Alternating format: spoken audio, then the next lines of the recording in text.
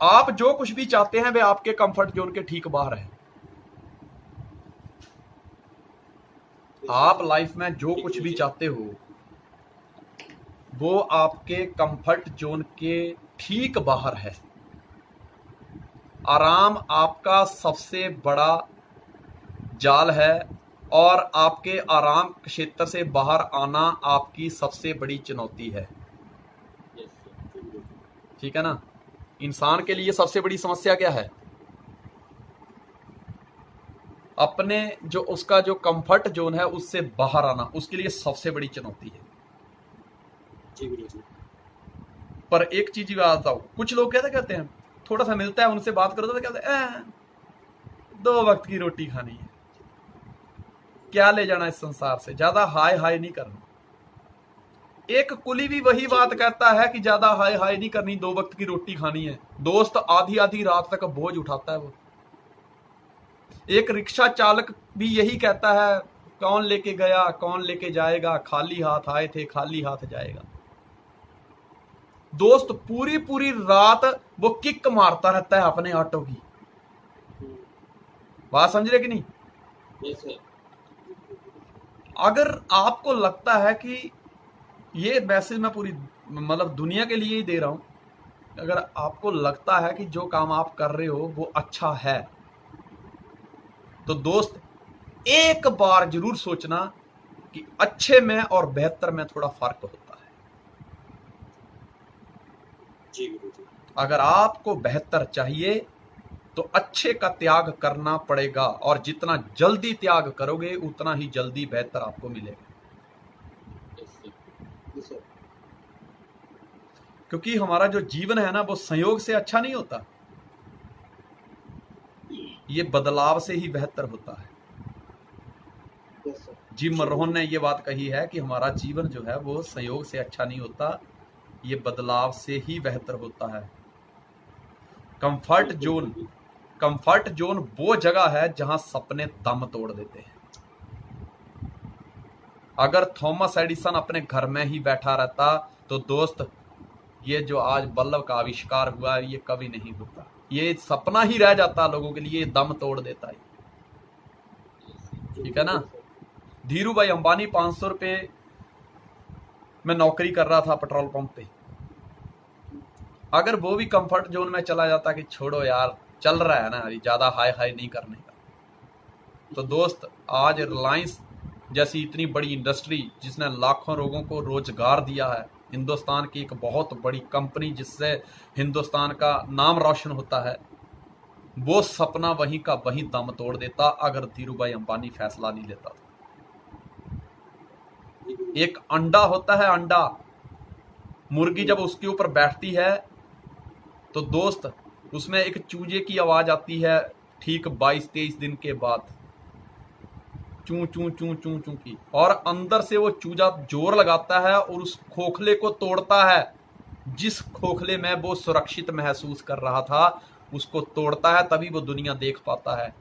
जहाज जो होता है वो बंदरगाह पर खड़ा रहे तो कभी डूबने का डर नहीं होता, लेकिन वो बंदरगाह पर खड़ा रहने के लिए नहीं बना। सच्ची आत्म खोज वहां से शुरू होती है जहां हमारा आराम का क्षेत्र समाप्त हो जाता है। सच्ची आत्म खोज वहां से स्टार्ट होती है। इस पृथ्वी पर एक मेंढक और एक इंसान, ये ऐसे प्राणी हैं जो समय के साथ अपने आप को एडजस्ट करते हैं। जी गुरुजी। और देखिए इस परमात्मा ने इंसान को हो या कोई भी जानवर हो, कोई भी पशु पक्षी, जिसको भी यहाँ पर भेजा है उसको भी उतना ही टाइम दिया है, उसको भी उतनी ही एनर्जी ऊर्जा दी है। ठीक है। Yes sir. जी। एक परीक्षण किया गया गर्मी के दिनों में, एक बर्तन में ठंडा पानी डाला गया और एक मेंढक आवारा घूम रहा था, उसको उठा के उसमें डाल दिया। जी गुरुजी। मेंढक को मजा आने लगा और धीरे से व्यक्ति ने क्या किया, उस बर्तन के नीचे आग सुलगाने शुरू कर दी। जी गुरुजी। धीरे धीरे टेम्परेचर पानी का बदल रहा है। मेंढक अपनी सारी ऊर्जा उस पानी के टेम्परेचर के हिसाब से एडजस्ट करने में लगा रहा है। जी गुरुजी।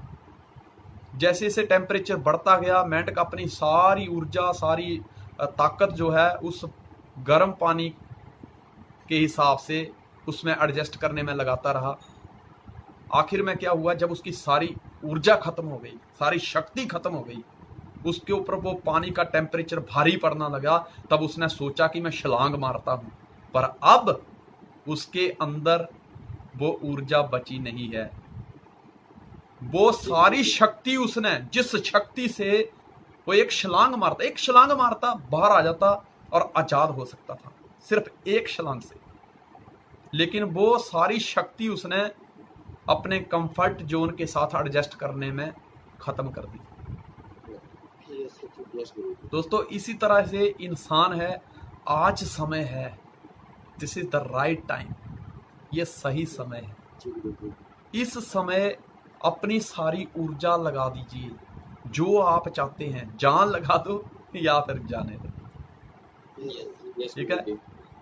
कहता ना कि अगर तेरी किस्मत के आगे पत्थर और रोड़ा है, अगर तेरी किस्मत के आगे पत्थर और रोड़ा है, तो बन मांझी और उठा थोड़ा, जिसने पर्वत को भी नहीं छोड़ा है। क्या बात है यस सर, बहुत सारा। ठीक है? क्योंकि दोस्त, मांझी बनना पड़ेगा। यस सर जी। समझौते की जिंदगी कब तक जियोगे?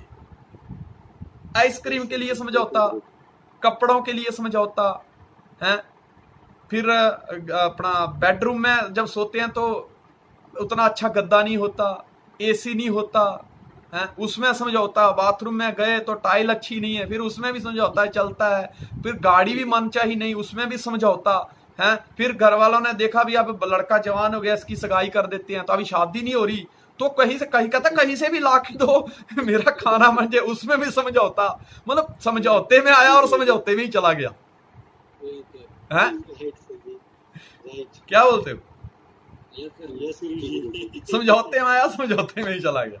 नहीं, समझौता नहीं यस करना, सर जी। समझौता नहीं करना। कहता ना, तुमने चाहा ही नहीं वरना हालात बदल सकते थे।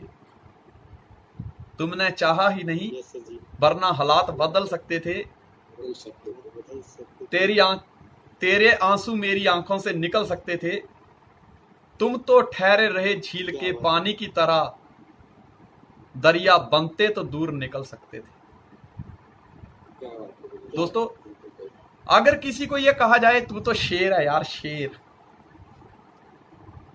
तो क्या होगा? वो खुश होगा ना, यस सर। बिल्कुल गुरुजी। अटैक थोड़ा कर देगा वो, खुश होगा। Yes sir. अगर किसी को ये कहो तू तो गधा है, तो वो खुश होगा। जानवर है ये बोल सकते हैं। पर एक सोचने वाली बात है कि गधा भी जानवर है, शेर भी जानवर है। गधा कोई नहीं बनना चाहता, शेर का नाम सुनते ही लोग खुश हो जाते हैं। Yes sir. अरे गधा बोलो शेर बोलो, है तो दोनों जानवर ही ना। बिल्कुल सर जी। चलो, अगर उसको, सामने वाले को ये सुन के खुशी होती है कि मेरे को इसने शेर बोला है, तो दोस्त पहले शेर भी दो प्रकार के होते हैं। एक होता है सर्कस का शेर, यस सर। यस। जो उसके ट्रेनर के चाबुक के हिसाब से चलता है।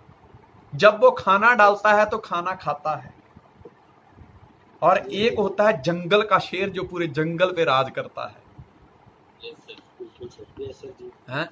अब देखना ये है कि तुम शेर सुनते खुश होते हो, तुम्हें अच्छा लगता है, तो अपने आप से आईने के सामने खड़े होकर सवाल करिए कि क्या मैं अपनी मनचाही जिंदगी जी रहा हूं, यस सर। या मैंने अपनी मनचाही जिंदगी जीने के लिए कोई कदम उठाया है, कुछ आज मैंने सीखा है उसके लिए। Yes sir. मैं जान लगा रहा हूं या जाने दे रहा हूं? यस सर जी। हैं? जी सर। कहीं मैं हालातों पे डिपेंड तो नहीं हो गया? जैसे सर्कस का शेर, जब उसके ऊपर चाबुक पड़ता है तो उसके हिसाब से वो छलांग आग में भी लगाता है, उसके हिसाब से वो रस्सी पे चलता है। हैं? जब उसका ट्रेनर उसके सामने उठने को बोलता है तो वो उठता है, उसके सामने बैठने को बोलता है बैठता है, वो छलांग मारने को बोलता है छलांग मारता है। मतलब है तो वो शेर, पर सर्कस का शेर है जिसका अपना कोई अस्तित्व नहीं है। खाना भी उसका मतलब दूसरा व्यक्ति के जरिए ही आता है।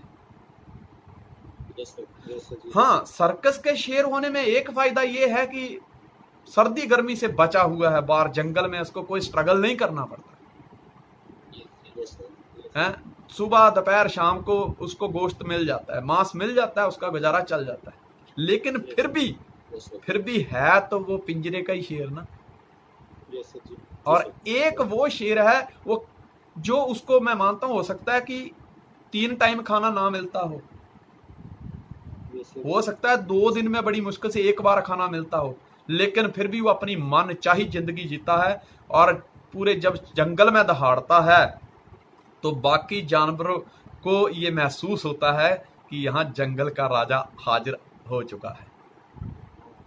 जी सर जी। ठीक है, तो मेरा मानना यह है कि सर्कस के शेर बनने से अच्छा है, अगर आप चाहते हैं कि मैं जिंदगी में अपनी एक जिंदगी मिली है, मैं इस जिंदगी में एक राजा बनना चाहता हूं, तो राजा आप बिना संघर्ष किए नहीं बन सकते। सही बात है सर। यस सर जी। जो भी आप चाहते हैं, आपको अपना कंफर्ट जोन को तोड़ना होगा, उससे बाहर आना होगा। जब तक उससे बाहर नहीं आओगे तब तक आप जिंदगी में आगे नहीं बढ़ सकते। नहीं बढ़ सकते। यस सर जी। एग्री हो? Yes sir. यस गुरु जी।